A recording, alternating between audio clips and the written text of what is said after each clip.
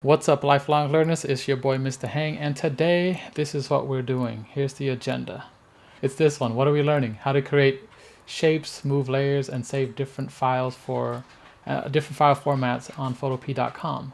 Why are we learning it? To understand how layers work and how basic shapes can be used to make an image or make images. How do we know we learned it?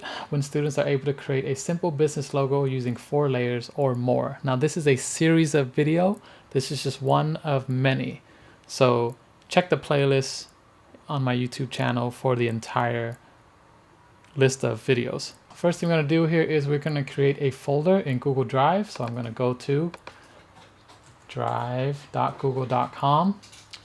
When you go to drive.google.com, I'm already logged in, so I'm going to go pretty quick here. Notice how my face is a lot lighter now. You're going to go to your folder, which is Digital Photography and Filmmaking 1.2. You're going to create a new folder, Photoshop and Photopea.com. So to do that, you just click New, Folder, type in the name, and voila. You're going to have this folder right here.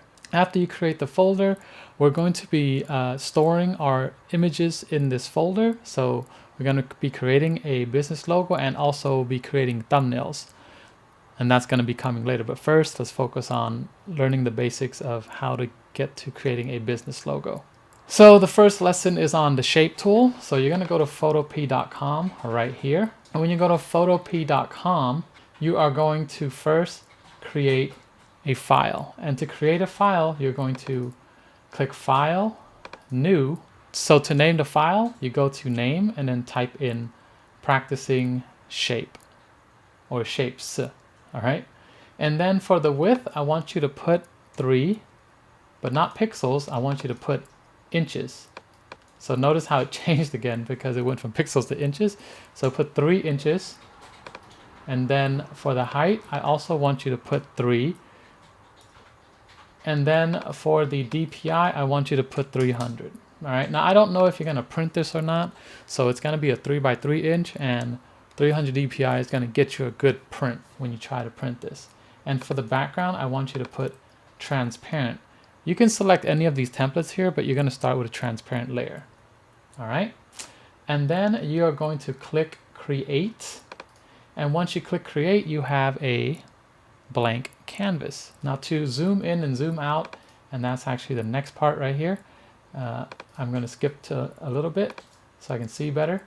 You're going to zoom in, click View, click Zoom In, and then you're going to get a bigger canvas to work with. Now let's go to the shape layers. The shape layers are right here. You click and hold, all right, and then you're going to get a rectangle, an ellipse, line, parametric shapes, and then custom shapes. So I'm going to start with the most basic shapes, the rectangles and the ellipses. So let's say I want to create a shape, a square. I just click and drag, and this is what's going to happen. You're going to get a red color square or red color rectangle. And the next thing I want to talk about here is the fill, the stroke, and everything else. That's next to the fill and the stroke. Here's the fill. The fill is what gives you the fill color of the shape, meaning it fills in the shape with that specific color. So what you're going to do is click on fill, click on any of these colors right here. And then if you want a more custom color or a custom shade of that particular yellow or red, my favorite color is red, and so I'm going to pick red, and you're going to click inside this rectangle right here that has a red with a black box around it. Click on that, and then you will see the different shades of red. As you can see right here, it's getting into more of a maroon color. All right, since the school color is this like maroonish color, I'll just pick one of these maroonish color and click OK, and look how my shape is now filled with this color. And then if you want to create a stroke around the shape, so like there's an outline around the shape, you're going to click on stroke. It has an X, so that means it's not being filled right now, it's not being shown. You can do the same thing with stroke. If you put an X on stroke and you have nothing. All right, so I'm going to go back to the shade, or you can pick gradient, or you can pick a certain kind of pattern. Up to you, whatever you want to pick as your fill. For my stroke, I'm going to give it not a red stroke, I'm going to give it a yellow stroke. See that? How the stroke of the outside of the shape, I know it's empty right now because I didn't pick the color maroon.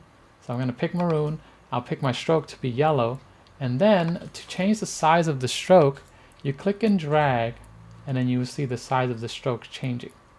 Okay, that means the border around the rectangle.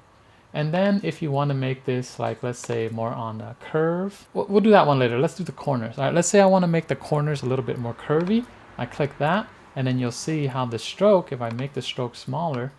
Okay, so if you want the edges to be more curved instead of like a straight 90-degree angle, you're going to click on one of these and it'll change. I know you can't really see it right now, but let me make this stroke black so that way you can see the corner right here, the slight corner right there. I'll just zoom in so you guys can see. All right, let's zoom in some more.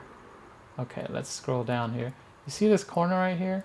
That's, when you click this, that is what's affected. See how there's a sharp corner, a round corner, or like a not so sharp, it's more like a truncated corner.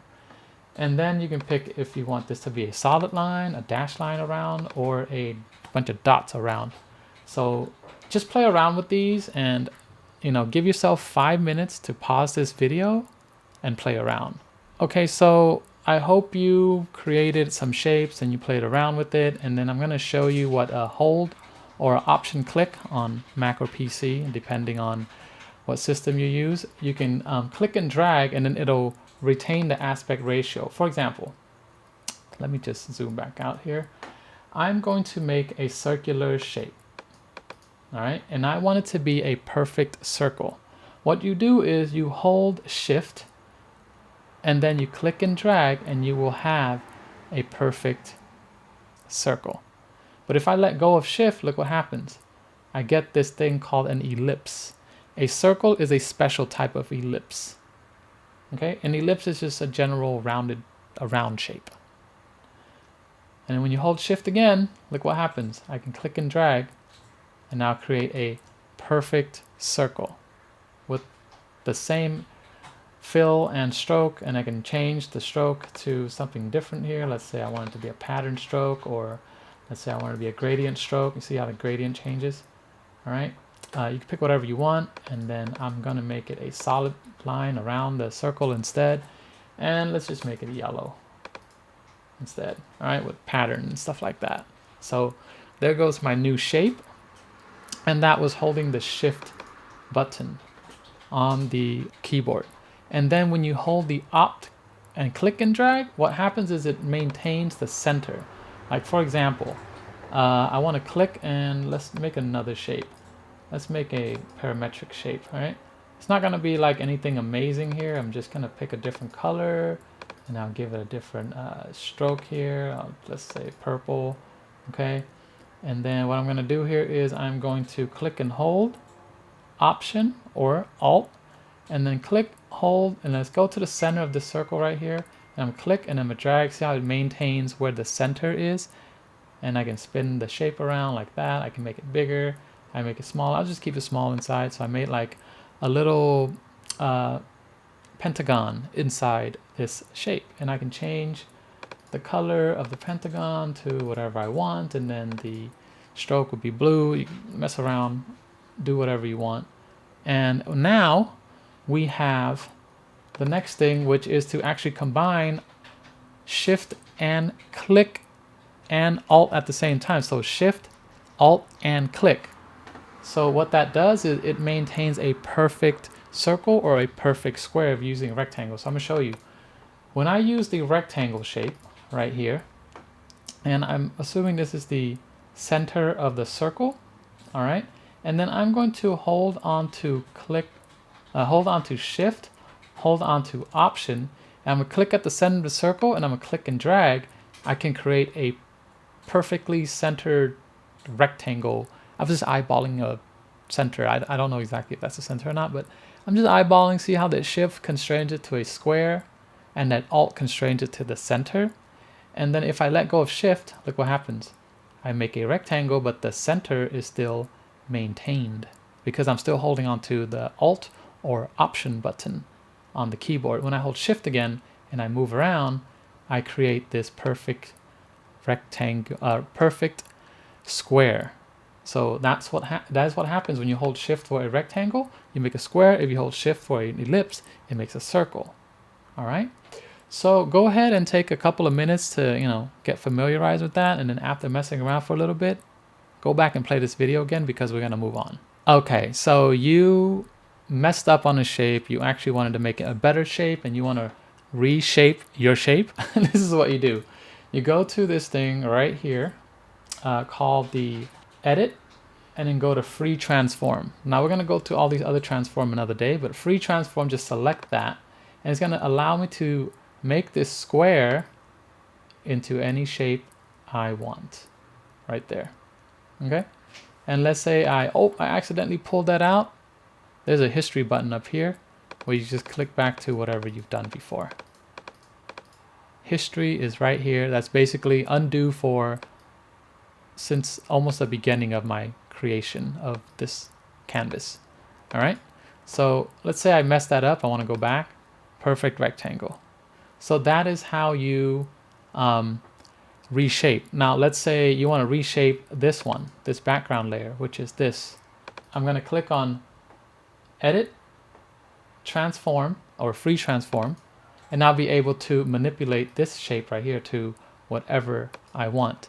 So that is how you undo what you did and want to make it a little bit better and finesse it to whatever you like. That is the free transform, which allows you to reshape whatever is on your canvas. But that specific layer, you have to make sure you click on that layer first, and then you'll be able to reshape that layer. So now I'm also going to move on to talking about zooming in and out. So you've already seen that. Click on edit, zoom in, zoom out, fit to area, just fits this perfectly so that you have enough space to work with on your canvas. That's pretty straightforward. I'm not going to talk too much about it, just mess around with that. View, and then I'm going to go to the next thing, which is to talk about layers and how we move layers. And you saw a little bit of that. How do you move layers, restacking layers and deleting layers, and then the history. You saw a little bit of the history already. I know it's kind of all jumbled up, but they all work together. So the first thing is, how do you move a layer? So the concept of a layer is important for you to understand. For example, why is this shape 2 hidden underneath this shape 3? Well, if I want to see that shape, I go to this thing called the move tool. You have to select the move tool, and then you're going to be able to click that shape, and then you move it up above shape 3, and look, now you can see it again. This is a priority.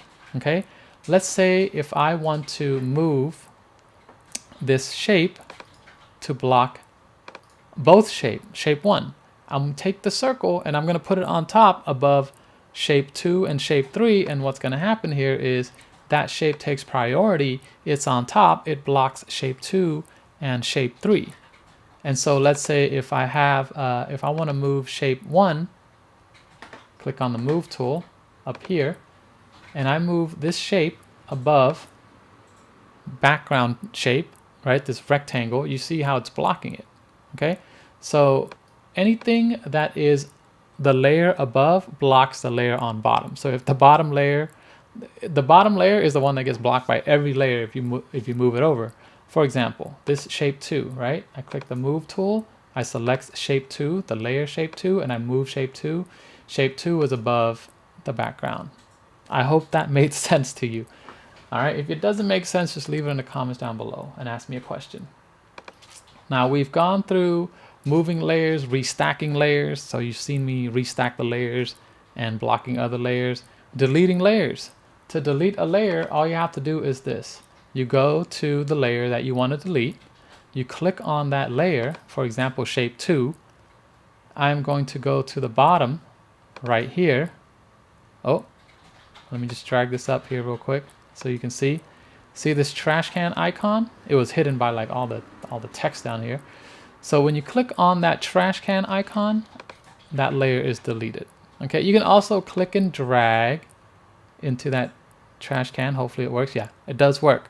Okay, so it's very similar to Photoshop. And if you want it back, again, let's go back to the history layer, a history panel right here. Click on that move. Everything comes back. If I want to click on the move again and just keep going backwards in in, you know, whatever you've done before, that is the history that this website remembers, or this online software remembers what you did last time, and before that, and before that, and before that. But it doesn't go all the way back to the beginning sometimes. So just be careful that if you want to go all the way back to the beginning, you might as well just start from the beginning. Again, pause at any time because I'm going to go fast. This is getting a little bit long, so I'm going to try to speed this up for those of you who are trying to save time.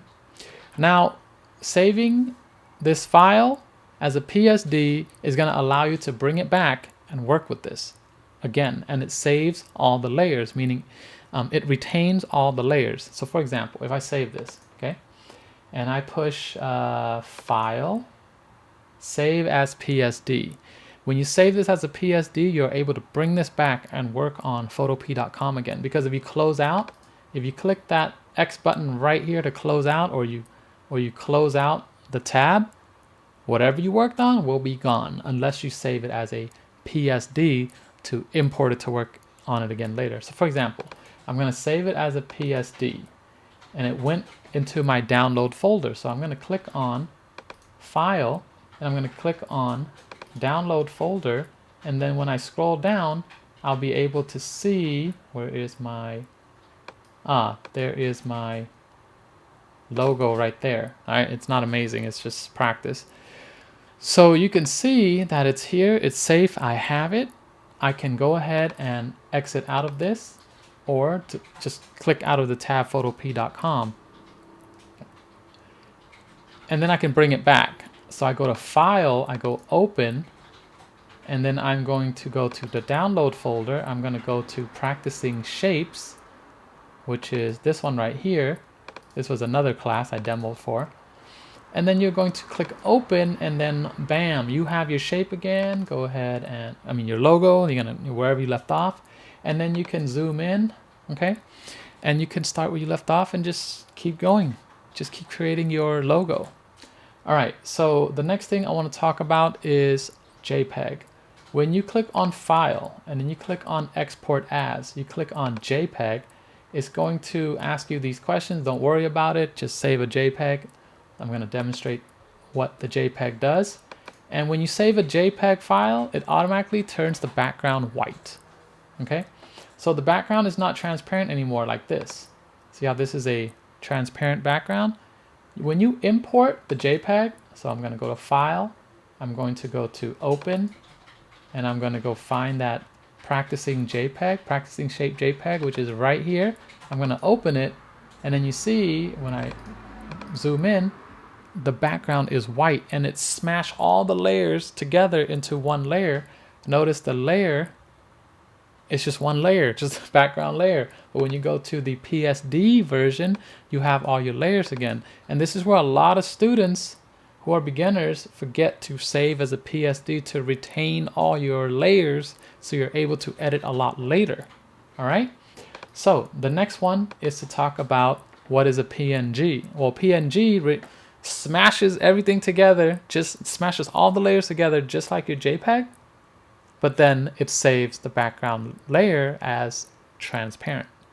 So when you save it, so File, oh wait, I want to save the original. You go to File, save this original, okay? This is the original, I click on it, I go to File, Export, and I save it as a PNG. Don't worry about all this, we'll talk about that another time. Save it as a PNG, and when I open that PNG, so I go to File, Open, it's saved in my download folder again. I'll go to Practicing Shape PNG. Here's the PNG version. It looks just like the PSD version, but the difference is, look at the layers over here. They are all smashed into one layer. So the technical term is flatten, all right? But I didn't want to use that technical term. I want to use some layman's term. So now you understand the difference between all three file format. Okay, so for the next part is how do you submit this to me? So you are going to take this shape, this file, is what I meant to say. Take this Practicing Shape file, the PSD version, one more time, the PSD version. Take that to your digital photography folder, open up Unit 2, and then drag it and drop it in there, just like this. Click, drag and drop, like that. And then it's going to upload. And I have all these other demo ones here already from other classes.